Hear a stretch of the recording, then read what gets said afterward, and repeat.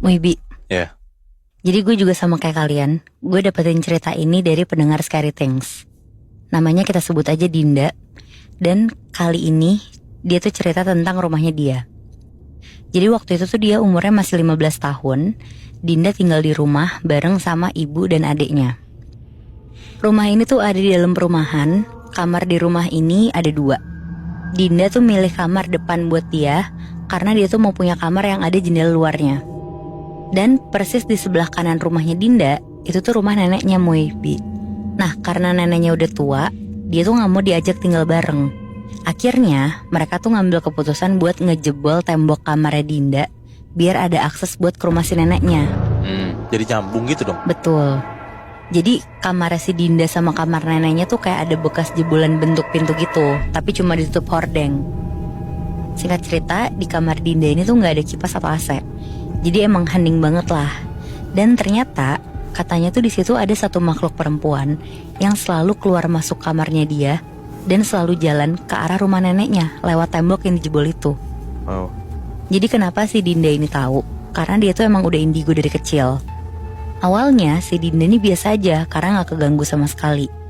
Tapi Muibi, ada satu waktu Dinda tuh lagi video call di kamar jam 10 malam sama teman cowoknya. Lagi asik ngobrol, tiba-tiba temennya ini tuh nanya, "Lo di kamar tidur sama siapa sih, Din?" Terus dijawab, "Sendiri, emang kenapa?" Tapi anehnya temennya ini tuh malah ngejawab, "Oh, yang tadi lewat tuh kakak lo ya?" Udah tuh, langsung dijawab sama si Dinda, "Gak ada siapa-siapa kok, emang siapa yang lewat? Cewek." Nah, si temennya bilang, "Iya, pakai baju putih." Nah, karena Dinda tahu kalau ini tuh sosok kuntilanak dari rumah neneknya, jadi si Dinda tuh cuma jawab, "Oh, gak apa-apa, itu bukan siapa-siapa kok." Tapi di lain waktu nih, waktu Dinda udah punya pacar, dia teleponan sama pacarnya sampai tengah malam. Kira-kira udah jam 12:30 malam, tiba-tiba pintu kamar Dinda tuh diketok. Tapi kayak ngejeda gitu ngetoknya, kayak tok, tok, tok. Di situ dia mikir tuh kalau itu tuh bukan ibunya, karena dia tuh nggak denger suara pintu kamar ibunya yang kebuka. Oke. Di situ Dinda tuh badannya langsung dingin satu badan, karena walaupun dia indigo, kan dia juga pasti ada deg-degannya juga kan.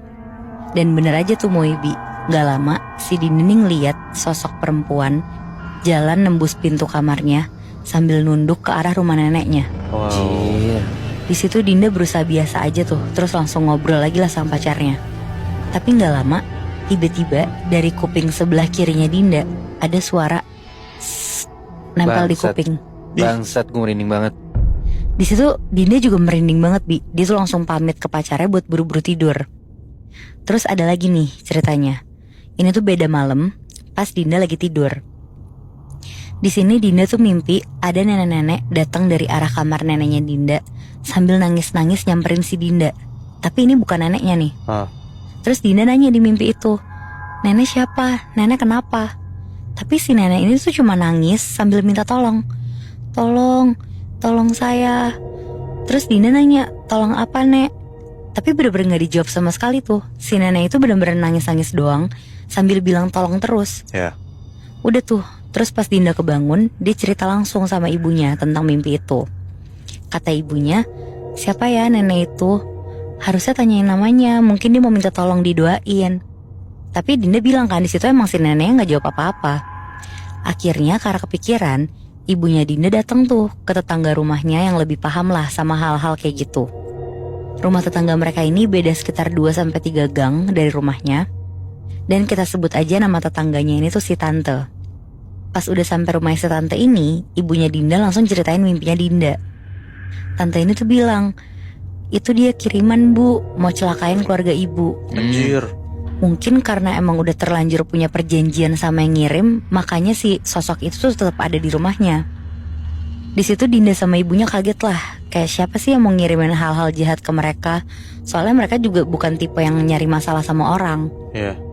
Terus akhirnya si tantenya ini tuh nawarin, "Rumahnya mau dibersihin nggak? Kalau mau dia bisa bantu nih."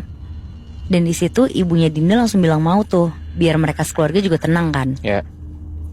Langsung tuh di situ disiap-siapin sama si tante kayak kembang 7 rupa buat mandi, garam kasar, lumbung padi, sama pohon bidara. Ibunya Dinda mau dimandiin pakai kembang 7 rupa itu. Karena katanya kiriman-kiriman yang ada di rumah mereka itu ternyata tuh untuk ibunya si Dinda. Oh. Terus pas mau dimandiin nih Moibi, si tante bilang, "Bu, mandinya di dekat toren aja, soalnya kalau di kamar mandi ada makhluk yang cabul banget." Oh. Terus si ibunya nanya kan, "Makhluk apa Tan?"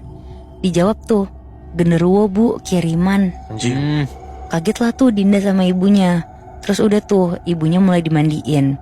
Dinda disuruh ngepel seluruh rumah pakai air anget yang dicampur sama garam kasar sambil sholawat. Terus Dinda naruh lumbung padi yang udah disiapin tadi di setiap sudut rumah sedikit-sedikit. Dan pohon bidaranya ditanam di halaman rumah. Katanya sih pohon bidara tuh bisa buat nangkal makhluk-makhluk jahat. Udah tuh setelah ibunya selesai dimandiin, ibunya nanya ke tantenya, apa makhluk-makhluk ini gak bisa diajak komunikasi buat tahu mereka tuh dari mana dan tujuannya tuh apa? Ya. Nah si tantenya tuh bilang, bisa tapi harus ada yang ditumbalin buat dirasukin. Jadi kayak dibikin kesurupan gitu terus ngobrol. Jadi medianya kan. Betul. Nah si ibunya bilang, ya udah Dinda aja tuh gak apa-apa dibikin kesurupan. Terus si tantenya nih bilang, jangan Bu, kasihan kalau udah sekali kesurupan bakal gampang kesurupan terus. Akhirnya gak jadi tuh. Dan lebih milih percaya sama si tante lah buat langkah selanjutnya tuh apa. Nah setelah hari itu, Dinda tuh alhamdulillahnya gak pernah ngeliat sosok nenek yang datang ke mimpinya lagi. Dan Dinda juga belum pernah lagi tuh ketemu genderuwo yang dibilang tantenya tuh ada di kamar mandi. Kayaknya sih udah dibalikin ke pengirimnya sama si tante ini. Nah sampai ada lagi nih Moibi.